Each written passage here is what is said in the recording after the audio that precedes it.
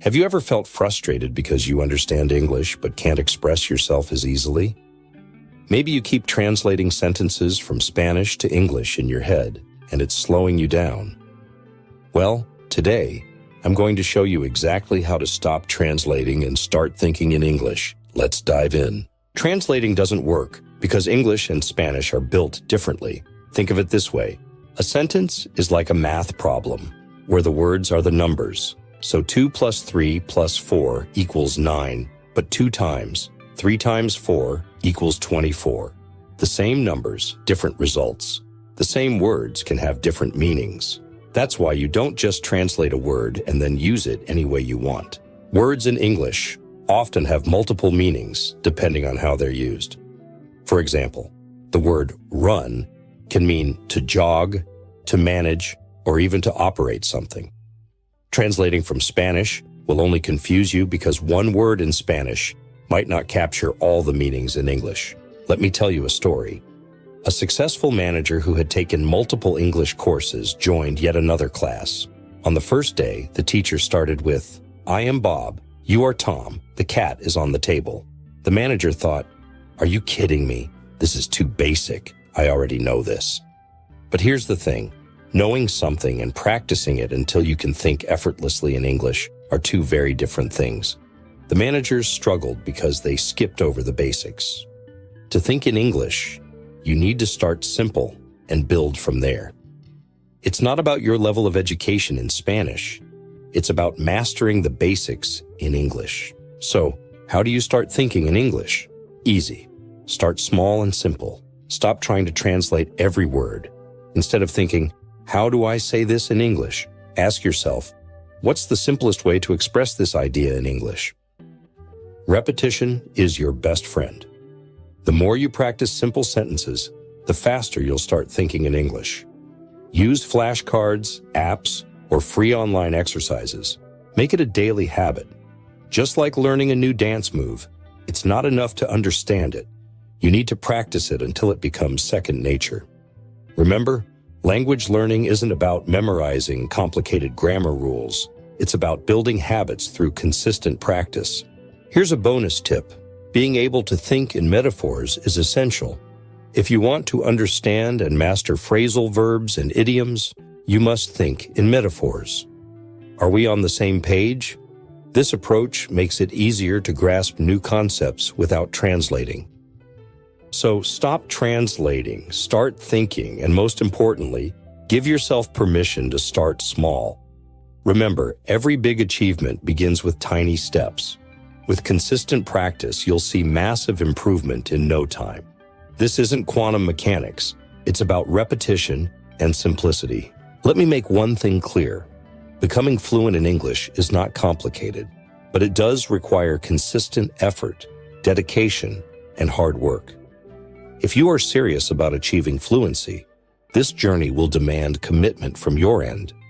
Many teachers emphasize this, and after many years of hands-on experience, I can assure you that the only way to succeed is through sustained effort.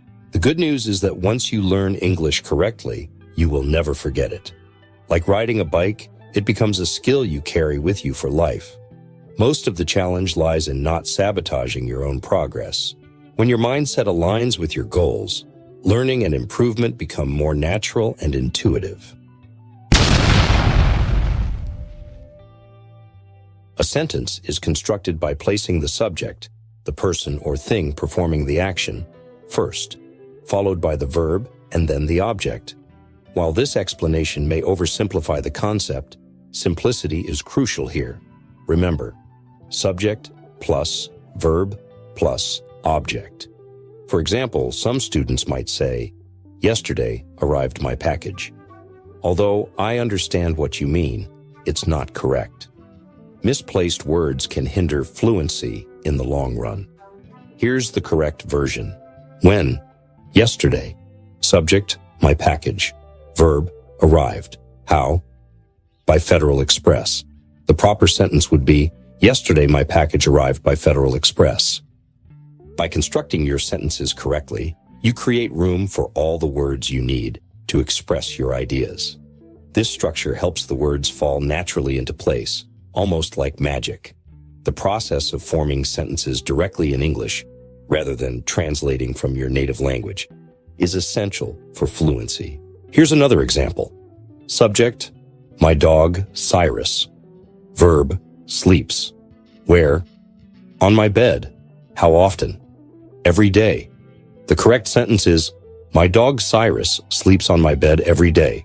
When constructed this way, the words flow seamlessly, painting a clear picture.